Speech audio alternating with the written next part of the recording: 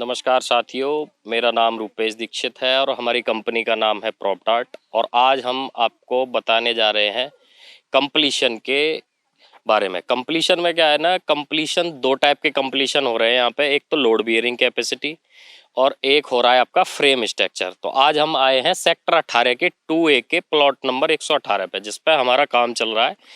300 metre का ये plot है और 300 मीटर में ये कंप्लीशन जारी है।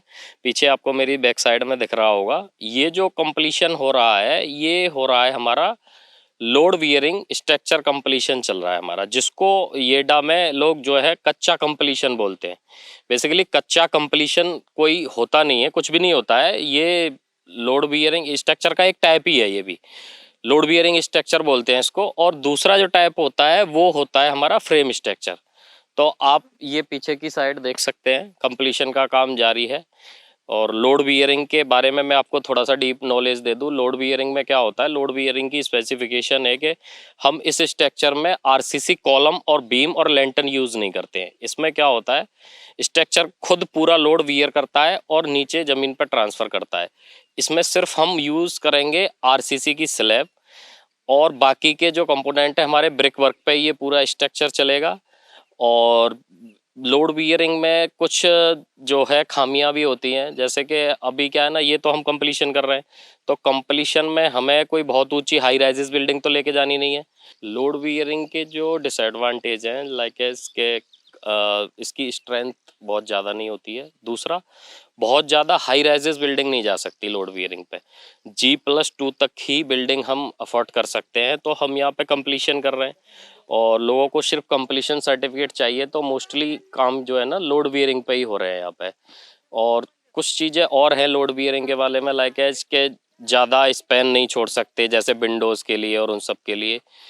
तो लोड बियरिंग के बाद अभी हम आपको एक स्ट्रक्चर के बारे में बताएंगे, फ्रेम स्ट्रक्चर के बारे में। अभी हम आए हुए हैं सेक्टर 20 के एम पॉकेट में, प्लॉट नंबर 605। ये प्लॉट, ये कंप्लीशन ही हो रहा है बेसिकली यहाँ पे, लेकिन यहाँ पे जो कंप्लीशन हो रहा है वो फ्रेम स्ट्रक्चर में हो रहा है। और इस प्लॉट के जो ओनर हैं वो एक CPWD के रिटायर इंजीनियर हैं, सिविल इंजीनियर हैं बेसिकली वो।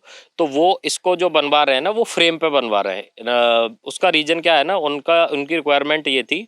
नॉर्मली काफ़ी रिक्वायरमेंट है कि हम इस टाइप से कंप्लीशन कराएं कि भविष्य में वो कंप्लीशन हमारे काम में आ जाए। तो उन्होंने इस कंप्लीशन को ऐसे डिज़ाइन कराया है, फ्रेम पे डिज़ाइन करा रहे हैं। वो G+3 की लोड बियरिंग कैपेसिटी है इस फ्रेम की। तो इस पे इस प्रकार से डिजाइन कराया है, भविष्य में इसको आगे का पोर्शन, जैसे ये वाला पोर्शन है, इसको डिसमेंटल करके और ये वाला स्ट्रक्चर एज इट इज रख के आगे का स्ट्रक्चर ऐड ऑन करके इसको G+3 तक वो आराम से लेके जाए। तो अभी आपको ये इसके बारे में हम बता देते हैं। 300 मीटर का प्लॉट है ये, और इसका जो फिलहाल का कवर्ड एरिया जो है वो वही टेंटेटिव कंप्लीशन वाला एरिया है। 1250 के टेंटेटिव कवर्ड एरिया आ रहा है इसका। तो अब एडवांटेज क्या है इसका फ्रेम स्ट्रक्चर का? एडवांटेज यही है कि अगर हम इस भविष्य में वो जो हम लोड बियरिंग वाला स्ट्रक्चर बना रहे हैं ना, उसको और इसको अगर हम कंपैरिजन करते हैं तो उसको हमें डिसमेंटल करके ही, जब भी हम अपना मकान बनाएंगे ना इस प्लॉट में, तो वो हमें डिसमेंटल करना ही पड़ेगा। लेकिन फ्रेम स्ट्रक्चर में क्या है ना, फ्रेम स्ट्रक्चर को हम यूज़ कर सकते हैं। इस टाइप से ये डिज़ाइन हुआ है कि इसको हम यूज़ कर सकते हैं और एक्सटेंड करके ऊपर तक ले जा सकते हैं। तो एम पॉकेट का जो डेवलपमेंट है वो काफ़ी अच्छा डेवलपमेंट है। और नंबर ऑफ कंप्लीशंस बहुत बने हुए हैं, कुछ पूरे हाउस भी बने हुए हैं इस पर। पूरे G+2 का एक हाउस हमारे जस्ट पीछे बना हुआ है। तो ये जो G+2 का जो हाउस बना हुआ है पीछे वाला, ये पूरा जो है फ्रेम स्ट्रक्चर पर बना हुआ है। और इसकी जो दूसरे टाइप का स्ट्रक्चर होता है ना, वही स्ट्रक्चर है जो इसमें यूज़ हो रहा है। तो दो टाइप के कंप्लीशन के बारे में हमने आपको बताया, फ्रेम स्ट्रक्चर और लोड बियरिंग स्ट्रक्चर। दोनों स्ट्रक्चर जो है ये डा में पॉपुलर हो चुके हैं, बट ये है कि आपका लोड बियरिंग स्ट्रक्चर को लोग यहाँ की भाषा में, येडा की भाषा में बता रहा हूँ मैं आपको, कच्चा कंप्लीशन बोलते हैं। बट ऐसा कुछ नहीं है, हम उसको भी अगर प्रॉपरली करते हैं ना उस काम को भी, तो हम G+2 तक इजीली उसको लेके जा सकते हैं। इतनी कैपेसिटी उसकी होती है। बट इन केस, जैसे कि आज की डेट में देखा होगा, दिल्ली NCR हो गया, कहीं भी हो गया, भूकंप का बहुत ज़्यादा प्रभाव रहता है। तो उस स्ट्रक्चर में और लोड बियरिंग वाले में और फ्रेम वाले में ये एक मेजर डिफरेंस है कि उसको हम इतना कैपेबल नहीं मान सकते कि भूकंप से सुरक्षित नहीं रह सकते उसमें बहुत ज़्यादा। जैसे कि एक तीव्रता उसका एक मानक होता है भूकंप का, ये जो स्ट्रक्चर डिजाइन होता है ये प्रॉपर उसके हिसाब से डिजाइन होता है। लोड बियरिंग में हम उस टाइप की डिजाइनिंग में ज़्यादा डीप नहीं जा सकते, जाने को जा सकते हैं लेकिन कॉस्ट ऑफ फाउंडेशन उसकी इससे भी ज़्यादा आएगी फिर।